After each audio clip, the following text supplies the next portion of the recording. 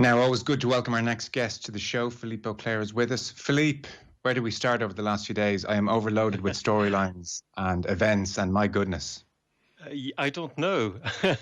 Should we just make a selection and take our pick almost at random? I mean, there are so many ways to look at what's happened, which is quite extraordinary. But maybe start from the fact that it's the first time in the history of the Champions League or the European Cup that Ligue 1 has got two representatives in the semi-finals. Yes, indeed. This Farmers League of yours ain't so bad. Yes. Well, there's farm and farm. This is obviously kind of quite a posh one with a very fine produce. It's true you haven't seen too much of it in the past few years, apart from the same one. But actually, I'm being tough when I say that. Remember Monaco, they weren't so bad. Remember Lille, they weren't so bad either. So, no, it's a rather wondrous surprise, given the state French football was in just a few months ago. Remember when the decision was taken to abandon the league, and people said in France, to start with, this is the proof we're going nowhere, this is the proof we're rubbish, and so forth. And now actually some people, are thinking back and are wondering, I wonder if that forced rest hasn't actually been a good thing for French clubs, judging at how physically they were superior to their adversaries in this particular competition. But that's a different subject. Let's go back to last week then for a moment, and PSG Atalanta. PSG trailing for 64 minutes in this game. I was looking at Thomas Tuchel and his boot, and I was thinking, nonsense. Steve McLaren and his brolly in the rain has a prop been so perfect for the mood, and there were ashen-faced players around the stands, and it looked for all the world like we would be talking about PSG once again succumbing to a mixture of pressure and whatever other attribute you want to suggest they're lacking. And they came through in the most dramatic fashion. Yes, and when you say that, you make me think almost like one of these characters in a Martin Scorsese movie who's been put, he's been made to put on concrete boots, so to speak, and finishes in the bay. And a kind of weird version of Marcelo Bielsa as well, sitting on this box. It looked very bad, and especially when you know that Thomas Tuchel is by no means somebody who is not criticized at PSG, and you thought, well, here we go again. But this time they found the answer. I'm not absolutely sure it was the toughest test that they could possibly have had, and we shouldn't forget that Atalanta were absolutely magnificent until basically physically they gave way. They were not able to harry the Parisian players as much as they had done for about an hour. And then you saw as well the incredible impact that even on 1.5 leg, Kylian Mbappe can have on the game. And he came back just at the right time. Without him, I don't know if it would have happened. But I mean, the parallel is quite extraordinary, isn't it, when you think about Manchester City and PSG, because both teams are always compared for many reasons, obviously, for the financing, for the disappointments in the Champions League. And on one hand, you've got Raheem Sterling missing an open goal, and on the other, you've got Neymar missing open goals as well, but Neymar going through. And you think, well, is there something that PSG have done that Manchester City haven't done, which is basically to have luck on their side? And it might be their year. This is now, I think, then the main problems, if that's not a problem actually, but it's now that the competition starts. I mean, it was extraordinary to hear many of my French colleagues talk about that game against Atalanta as being, in fact, the start of the season for PSG. They've done the treble in France and nobody's talked about it. It's become so ordinary, so expected that it means not much really. So it is the big one for them, just as it was the big one for Manchester City. But they're through. Am I right in saying that there was never a domestic treble in France until 6 years ago, and since then PSG have done it 4 times? Yeah, you're correct. I know. So I can see why there is a hollowness to that. There is a hollowness, and when they don't do it, as was the case the season before that, people looked on at Rennes and at Strasbourg winning the French Cup and the League Cup, thinking, oh, it's just a pure chance, whatever. It will never happen again. It was a massive surprise. Whereas, it was not quite the same thing, I would say, for Manchester City's treble. I mean, people were expecting perhaps a little bit more resistance from the opposition. But it's come to that point, yes, where honestly there is so little competition throughout the season for the title that it's par for the course. Even with Lyon reaching the semi-finals and beating the clubs they have beaten, this won't change what we're going to see from next week onwards in the French league. I reassure you, by the way, Lyon and PSG have got their first games postponed, so they won't have to play in the French league over the next weekend either. What about Neymar's performance? So often the pantomime villain for various reasons and excesses, but chances he seemed to continually miss aside, I think the general consensus rightly is that he was very good in this game. He was magnificent. He was absolutely superb. He was, I think, on another plane from any of his teammates, perhaps until Kylian Mbappe came on and had such a massive impact. But I don't think that would be a big surprise to people who've followed him over the years at PSG, where he's had loads of criticism, particularly for his off-the-field antics and for the fact that very often he hasn't been available at the most important moments in his club seasons. But when he's been around, he's actually performed extremely well. And you could say, for example, this season, where honestly things haven't been always very good in terms of the game that PSG has played with Tuchel, very often the one spark was Neymar. And Di Maria was for a while, who, by the way, is back from suspension, which is a big plus for Thomas Tuchel. But very often, Neymar was the one shining light with Kylian Mbappe in that Parisian team and was actually quite consistent. Unfortunately, he missed so many games in so many important games that the perception is skewed, I'm afraid, of what he's brought to the table. Yeah, it's very interesting because I was even just checking the stats. In 83 appearances, he's scored 70 goals and created 40 more. Now, it doesn't matter if you're playing in a league where you're clearly dominant. You have to be doing a lot of things right to come up with that kind of produce. So I've definitely fallen into the bracket of those who have a skewed vision of Neymar, to be honest. I mean, at 28, I just viewed him almost as close to a flop. Yeah, but I think that you could say that in a way he is. And I just contradicted myself here, but the choice he made to leave Barcelona, when you see what's happened to Barcelona and how important he could have been for that club, and joining PSG, where basically he was joining a team where he was guaranteed to win 2-3 titles a season, maybe was not the best way to challenge his huge talent.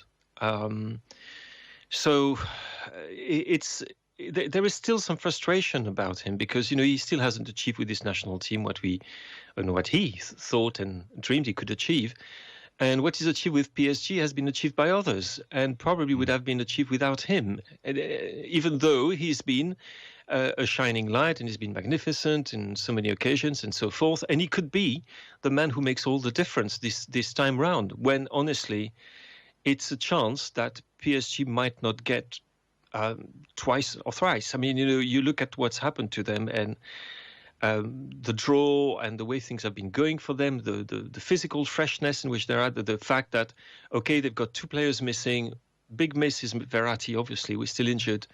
The other, Keylor Navas, I think Rico is a very decent second keeper, so I don't think they will feel that too much. But they're almost at full strength. They look physically excellent. And they are there so close to what they've always been dreamt of, since the Qataris took over in 2011. No, it's certainly a big chance now suddenly. And on Neymar, so except then that he's producing maybe more consistently on the pitch than I might have suspected. I think in part, Philippe, that's because the perception, that I have and that many have is that because so often when he pops into our consciousness, it's because he's missing for a big Champions League game, or it's his birthday and he's gone partying for about 6 days straight and missed. Or it's the carnival in Rio and all that stuff, and you think, my God, this guy's a troublemaker. Has he, to any extent, do we know or do we suspect, at 28 years of age, grown up and become more of a leader, more of a team player, or is it much the same off the field? Listen, I've been told by a number of people who follow PSG much more closely than I do, who are there, all the time, go to the park, also spend the time at the Camp des Loges, speak to a lot of people, all of whom have said that they think that it was a more mature Neymar they had seen at work this season in particular. And also he has taken very well to being a leader, which is a bit surprising, not just a technical leader, when, some of the big names have been missing. When Kylian Mbappe was injured, Angel Di Maria was not available. And also his role apparently has been very important during the lockdown period and during the hiatus of the French season when they got back together to train. Apparently his influence was really positive. He was really up for it and really took on that responsibility of being the main guy. He took it very well. That's what I'm being told. I'm a little bit cautious about that because it's not the first time I've heard such a thing, and that sometimes 2 weeks, or maybe 2 hours afterwards, you've heard about another little kerfuffle or another excursion to Rio or something like that. But it certainly hasn't had any impact on his game. And no, he appears to have had a more consistent behavior off the pitch as well as on it this season. You mentioned Thomas Tuchel then. There is a workman-like quality to aspects of PSG now. Idrissa Gueye and Andres Herrera in midfield. I mean, that is not Galactico central. I mean, we're talking about players who are doing the right things and doing steady things on the pitch and not vacating areas and all the boring stuff. You suspect that maybe we would think PSG are not overly interested in. So in that respect, Thomas Tuchel deserves, I would think, a fair degree of credit here. Is this the vision he's been working towards? Has it been difficult for him to convince the powers that be that, there has to be a pragmatism to PSG's play? You might give us your sense of what Tuchel has done. I think that whatever he's going to do, he's going to have his fair share of criticism. The problem he's had is the obligation of fielding the so-called Fantastic Four, which is basically Neymar, Mbappé, Di Maria, and Icardi. And he might very well do it against RB Leipzig, which might come as a surprise to you because you would think, well, he's actually found a formula that works. But apparently he's not going to keep it. It's always a little bit tricky because he's not a manager who is not without his criticism within the club itself. His relationship with Leonardo is not the best. There have even been people who said that Leonardo has in a way been soaping the plank, as we say in French, for Tuchel on several occasions, that they don't necessarily see eye to eye. And he has yet to decide on a particular tactical setup that he will create a game identity, so to speak, that you will recognize as being undoubtedly PSG. And there was at one point, yes, there was Herrera, Marquinhos, Paredes, or Idrissa Gueye. And you would have these three in midfield, and then which would give Paris, a much more solid basis from which to use their fantasistas. Yeah. But there's always the temptation to go back to this four, and he's probably going to play this four. I mean, which on the paper looks fantastic, but then it's up to Marquinhos and Paredes probably to do the dirty job and allow them to flourish. Again, whether we should criticize Tuchel or laud him for that, also if and when they qualify or get dumped. Believe me, if they fail against RB Leipzig, he's going to get an awful lot of stick, regardless of everything that's happened beforehand. Okay, so Marquinhos and Paredes will be giving the team the foundation, whereas the other evening, if people didn't catch the game overly, Mbappe was injured, Di Maria was suspended, which was the reason we had Idrissa Gueye and Andres Herrera coming in there. It sounds like you suspect that may be a mistake. This more cavalier approach tomorrow may be a mistake. I mean, the form of Neymar is so terrific, and Di Maria as well coming back is a huge plus. Mbappe is not going to be, I think, at 100%, but even at 95% is going to be something. The question mark for me is Icardi, whom I found very unconvincing, to say the least, since the football has come back. And he's had his moments at PSG. There have been times where he's been extremely efficient. That hasn't been the case since then. And I'm a little bit dubious about this, even though Marquinhos on a good day is one of the best, honestly, in this position. He can do an awful lot of work, but. Yes, I do have my doubts. I think it's a bit too cavalier, but I'm willing to be proven absolutely wrong. It's just a feeling I have that when seeing Icardi not really firing as he should, doing some good work up front, but playing his back to goal, which honestly he's not good at, or not the best at. And I'm also wondering if it is the best way to use Neymar as well, because an awful lot of the defensive duties won't be Icardi and Neymar.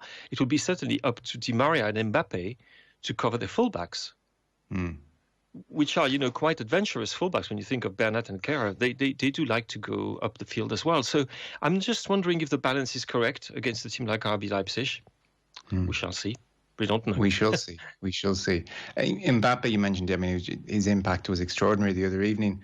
About Neymar's motivations and his move to Paris, Mbappe has the world at his feet. I suspect he quite enjoys living in Paris and playing for PSG, and life is good. But do we know, does he have ambitions to play outside of Ligue 1? Do we know where his future lays? There were noises at one point, I would say about a year ago, when you did get the feeling, and actually we had some information that people in his entourage were sounding various other people, if you see what I mean. Yeah, he was not too enamored with what was going on. He wasn't obviously really sure of where the club was going. There had been internal problems. He also had some disciplinary problems, which were very unlike him. Remember when he had these red cards and he looked really nervous on the pitch. This has changed. And I think an awful lot depends, again, on this one game, which is crazy. You would think that the project that is being built and paid for and financed in Paris would not revolve perhaps about the result of one final, basically, at this stage. But unfortunately, it is. The rumours have calmed down, though, about him. First of all, he would cost you a few pennies. And I don't think there are many clubs at the moment who are in a financial situation where they could look at spending how much? 150 million, 170 million, 200 million? I mean, Neymar was 220 million. Kylian Mbappe is just at the very start of what looks to be a prodigious career. So I don't think at the moment any club could possibly, apart from Barcelona, because if everything I hear about Barcelona, which you've probably heard in the last 36 hours, I don't know. Maybe they will sell everybody and buy everybody. So that's about the only situation in which I could imagine Mbappe leaving Paris at the moment. It's much too precious for them, and he's in a good place at the moment. Okay. When you talk about the consequences for the project of this season's Champions League, does that extend to Tuchel as well? I mean, is his job just in the balance? Yeah. Is that just the case for every PSG manager now? Yeah. Yes, it is the case for every PSG manager. He's not at all in the kind of position of strength that, for example, Pep Guardiola is, because the Manchester City project was built. Certainly in its third phase, was built around Pep Guardiola. So it completely relies on Pep Guardiola and the people who are around him, with him, to function. Tuchel is an employee of the club. He's not somebody, he's not a manager in the sense that Pep Guardiola is a manager. There's the presence of Leonardo, of course, is something which is very important. The importance that the club's owners place on the results is also all important. And they've showed in the past, that they can get rid of managers just like that. And should he fail, this week, yes, his future would definitely be in doubt. Okay, well, that game's tomorrow. Leon, their prize for beating Manchester City is Bayern Munich, which will be no easy task, to say the least. Just on Pep, as you mentioned him, Philippe, where is his stock for you now? We don't need to go into the ins and outs of his tactical mistakes. I think they've been well discussed and much discussed at this stage, but they were fairly dramatic mistakes in such an important game. Where is Pep's stock for you now? As high as it was. Because the mistakes that are referred to are in fact not mistakes as such, but they're components of his personality, of his game philosophy. He's made these mistakes before. I mean, before the game, I was actually quite confident in the chances of Lyon because I thought that he would make the same mistake he made against Tottenham in the quarterfinal last year. And I think he did something quite, remember when he put Kevin De Bruyne on the bench? Yeah. And he did something similar in a different way, but he did something similar. So it's part of the Pep Guardiola approach. And I think to consider him as he's not as good, he's a fraud and so forth on the basis of one game in which everything depended on the ball bobbling in front of the goal is utterly ludicrous. He's not quite the all-seeing genius that people have made him into, but he's certainly not a useless manager. He's a truly great manager and probably the greatest manager of his generation. It's just football happens.